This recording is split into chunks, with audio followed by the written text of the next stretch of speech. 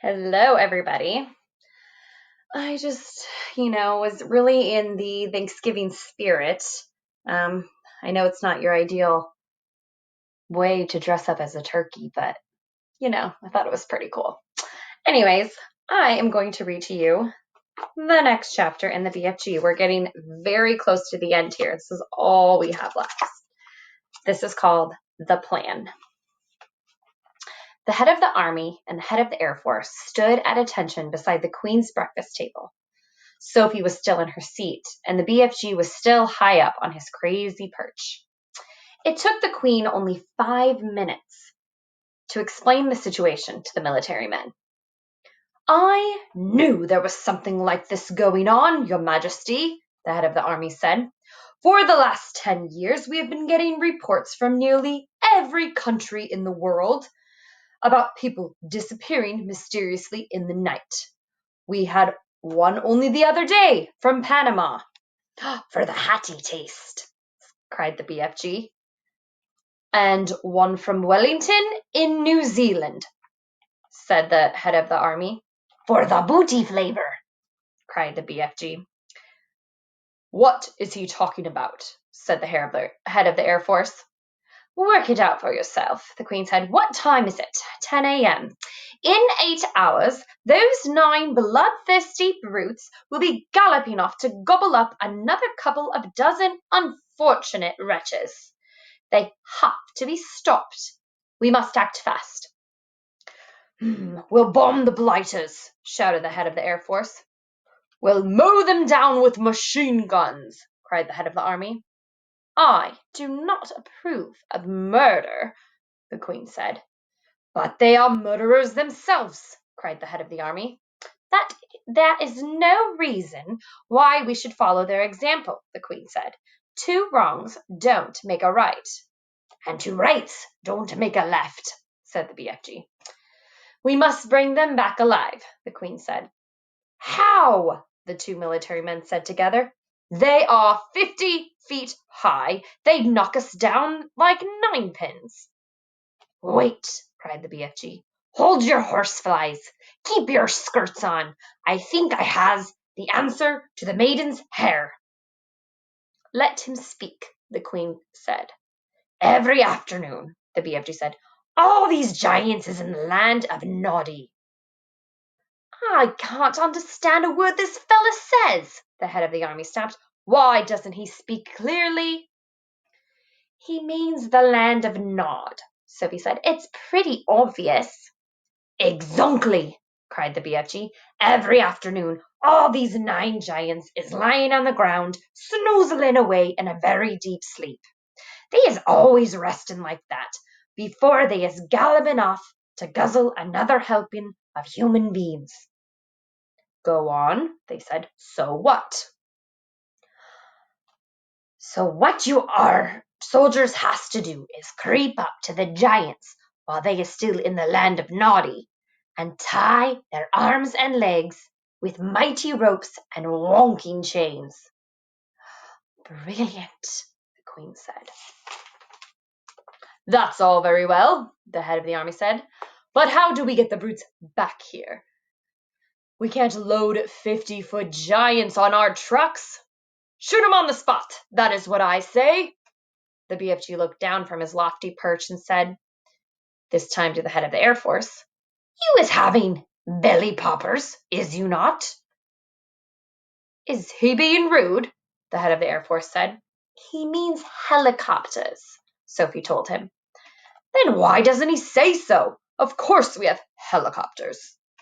Wopsy big belly poppers? Asked the BFG. Very big ones, the head of the Air Force said proudly, but no helicopter is big enough to get a giant like that inside it.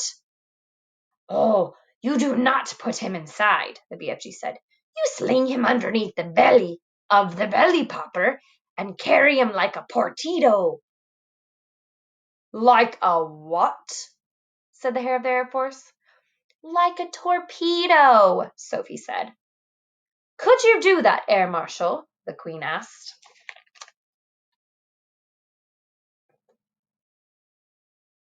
That's all of them chatting. Well, I suppose we could, the head of the Air Force admitted grudgingly. Then get cracking, the Queen said. You'll need 9 helicopters, 1 for each giant. Where is this place? The Air Force man said to the BFG. I presume you could pinpoint it on a map. Pinpoint? Said the BFG. Map? I is never hearing these words before. Is this Air Force bean talking slush bungle? The Air Marshal's face turned the color of a ripe plum. He was not used to being told he was talking slush bungle. The Queen, with her usual admirable tact and good sense, came to the rescue. BFG, she said, can you tell us more or less where this giant country is?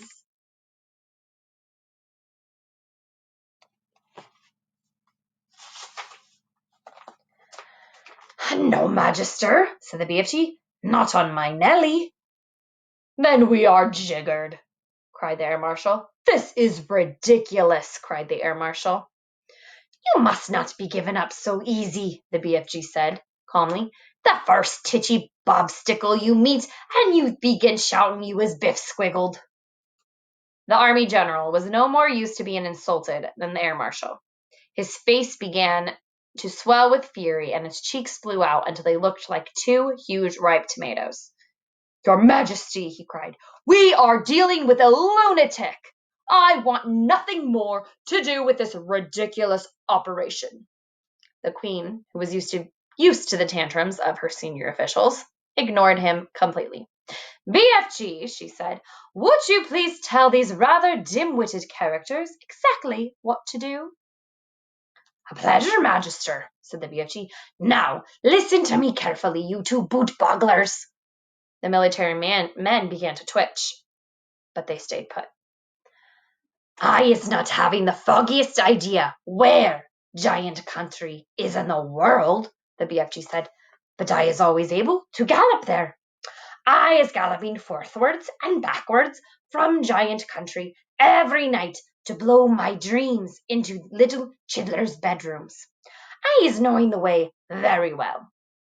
So all you is having to do is this. Put your 9 big belly hoppers up in the air and let them follow me as I is galloping along. How long will the journey take? The Queen asked. If we is leaving now, the BFG said, we will be arriving just as the giants is having their afternoon snozzle. Splendid, said the Queen. Then turning to the 2 military men, she said, prepare to leave immediately. The head of the army, who was feeling pretty miffed by the whole business, said, that's all very well, Your Majesty, but what are we going to do with these blighters once we've got them back?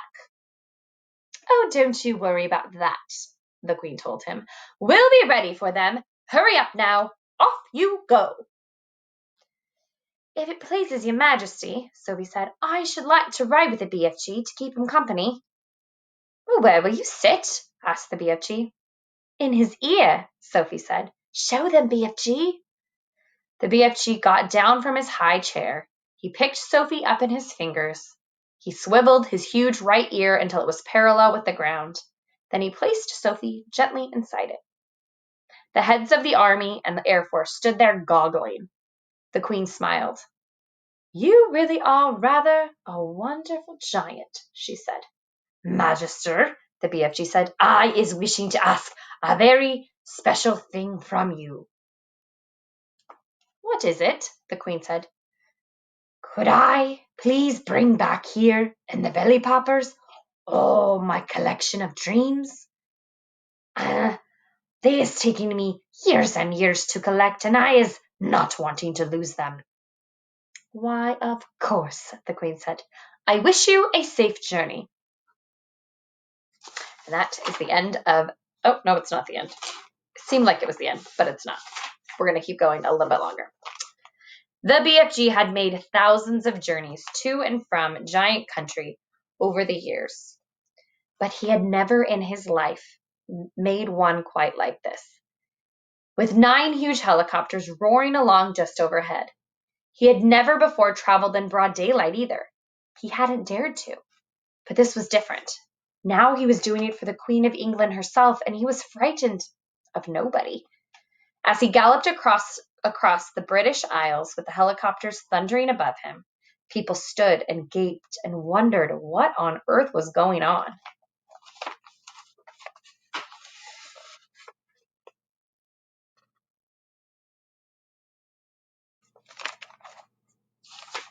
They had never seen the likes of it before, and they never would again. Let's see how long this chapter is. Okay. Every now and then, the pilots of the helicopters would catch a glimpse of a small girl wearing glasses, crouching in the giant's right ear and waving to them. They always waved back. The pilots marveled at the giant's speed and at the way he leapt across wide rivers and over huge houses. But they hadn't seen anything yet. "Be careful to hang on tight," the BFG said. "We is going fast as a fizzlecrumb." The BFG changed into his famous top gear, and all at once he began to fly forward as though there were springs in his legs and rockets in his toes. He went skimming over the earth like some magical hop, skip, and jumper, with his feet hardly ever touching the ground. As usual, Sophie had to crouch low in the crevice of his ear to save herself from being swept clean away. The 9 pilots in their helicopters suddenly realized they were being left behind. The giant was streaking ahead. They opened their throttles to full speed, and even then they were only just able to keep up. In the leading machine, the head of the Air Force was sitting beside the pilot. He had a world atlas on his knees, and he kept staring first at the atlas and then at the ground below, trying to figure out where they were going. Frantically, he turned the pages of the atlas. "Where the devil are we going?" he cried. "I haven't the foggiest idea," the pilot answered. "The Queen's orders were to follow the giant, and that's exactly what I'm doing." The pilot was a young Air Force officer with a bushy mustache. He was very proud of his mustache. He was also quite fearless, and he loved adventure. He thought this was a super adventure. "It's fun going to new places," he said. "New places?" shouted the head of the Air Force. "What the blazes do you mean, new places?" "Well, this place we're flying over now isn't in the atlas." "Is it?" the pilot said, grinning. "You're darn right, it isn't in the atlas," cried the head of the Air Force. "We've flown clear off the last page." "I expect that old giant knows where he's going," the young pilot said.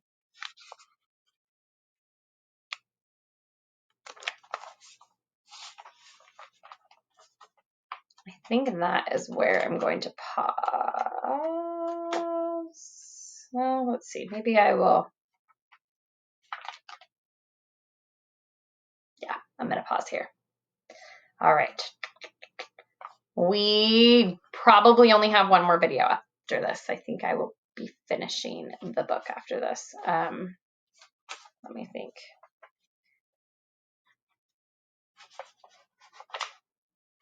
Maybe 2. We'll see. All right. I hope you guys have a great day.